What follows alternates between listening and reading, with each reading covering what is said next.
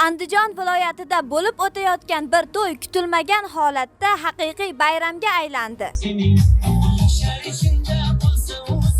To'y eng qizg'in pallada davom etayotgan bir paytda xonadonga yurtimiz madaniyat vaziri, xalqimizning suyukli san'atkori Ozodbek Nazarbekov kirib keldi. Mehmonlar bir zumga hayratdan jim bo'lib qoldi.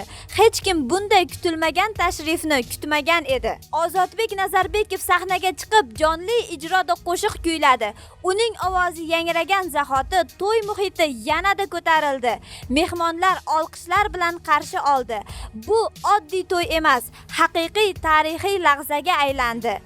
Ayniqsa kuyov uchun bu unutilmas on bo'ldi. U o'z hayajonini yashira olmadi va shunday dedi: "Hayotimdagi eng baxtli kunda shunday ulug' insonning kelib bizni tabriklashi bu men uchun katta sharaf. Buni umrim davomida hech qachon unutmayman." Chiroqlar zo'r. Kutmaganlik to'g'risi. Kelin, kuyov va barcha mehmonlar uchun bu kun ikki karra bayramga aylandi. Bunday e'tibor va samimiyat xalq san'atkorining xalq bilan naqadar yaqin ekanini yana bir bor isbotladi. Qadrli muxlislar, videoni ko'ring va albatta o'z izohingizni kommentariyada yozib qoldiring. Nima deb o'ylaysiz? Siz ham o'z bayram va tantanalaringizda madaniyat vazirini tashrif buyurishini xohlarmidingiz? Kelinglar.